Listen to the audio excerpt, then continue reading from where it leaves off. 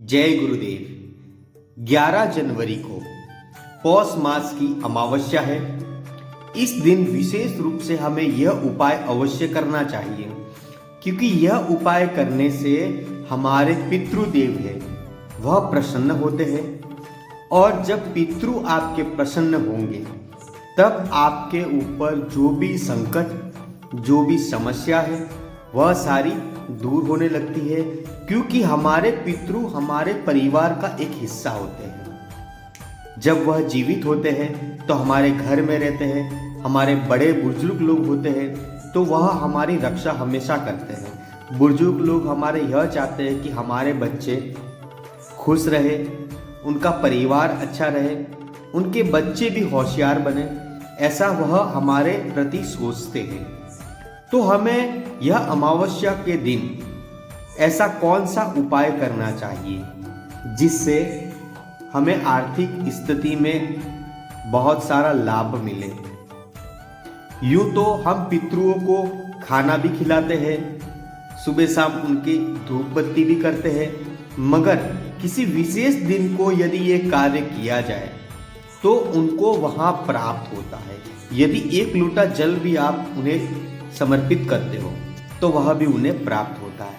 इसी तरीके से यह उपाय अमावस्या के दिन करना चाहिए, और ये जो अमावस्या है बहुत बहुत लाभदायक है। तो उपाय क्या करना है?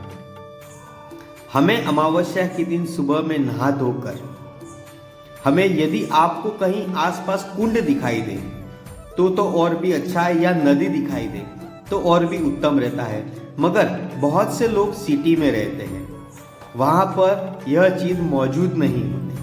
तो इस वजह से हमें क्या करना चाहिए? हमें शिवजी के मंदिर में जाना है, जहाँ पर मंदिर के बाहर पीपल का वृक्ष हो, वहाँ पर जाना है। एक लोटा शुद्ध जल लेना है।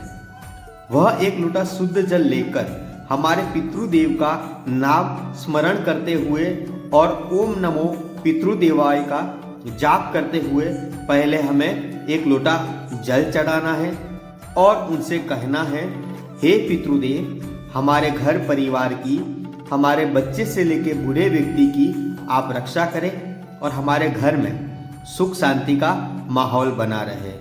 अब दूसरा उपाय हमें उसी दिन करना है। शिवजी के मंदिर में आप जाते हो, उस समय कुछ ना कुछ ऐसी खाने की वस्तु ले जाइए जो 250 रुपये की होनी चाहिए, ज़्यादा नहीं, कम नहीं। 250 रुपये की। यदि आप बिस्किट ले जाते हो या कोई फ्रूट ले जाते हो या बच्चों में बांटने के लिए चॉकलेट लेके जाते हो, मगर इस चीज़ का विशेष रूप से ध्यान रखिए कि आप जो भी प्रसाद लेते हो वह ज़्यादा से ज़्यादा लोगों तक पहुँचे, ऐसी प्रसाद लीजिए। या तो चॉकलेट सबसे ज़्यादा अच्छी रहेगी, क्योंकि ये ज़्यादा बच्चों में भी बटेगी और ज़्यादा लोगों तक आप यह प्रसाद पहुंचा सकते हो। तो यह उपाय हमें करना चाहिए। हमारे पितृदेव बहुत खुश होते हैं इससे, और यह उपाय जिस जिस घर में पितरों का दोष चलता है वह हम समझ नहीं पाते कि पितरों का दोष कैसे पता लगाए कि हमारे घर में पितरों का दोष है।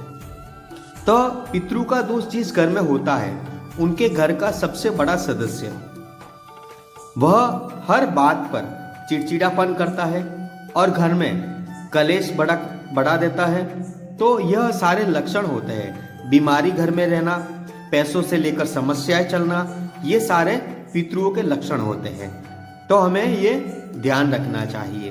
तो इस वजह से बहुत से लोग नारायण बलि करवाते हैं, पितरों को शांत करवाने के लिए पिंडदान करवाते हैं, बहुत सारे अन्य उपाय वह करते हैं। मगर इस बार 11 जनवरी को जो अमावस्या है वह इतनी प्रभावशाली अमावस्या है कि उस दिन आप छोटे बच्चों में चॉकलेट बांटें या फिर कुछ भी ऐसा दान करें जिससे हमारे घर में शांति बनी रहती है और सुख समृद्धि घर में आती है और हमारे पितरों का आशीर्वाद हमें प्राप्त होता है। तो यह उपाय हमें अवश्य करना चाहिए। तो यह उपाय के लिए हमें जो बताया है मैंने, यदि आप चॉकलेट बांट सको चॉकलेट बांटनी है, या जो भी अन्य वस्तु आप बांट सको बांटनी है, 250 रुपये की खरीदनी है। और जल जो है सबसे पहले जल अर्पित करना है। पितरुओं को। यह विशेष रूप से ध्यान रखना है, यह आपको भूलना नहीं है। तो ये उपाय कीजिए, जो भी आपकी संकट है, समस्या है, उनके समक्ष रखिए, पितरों का नाम बोल के रखिए।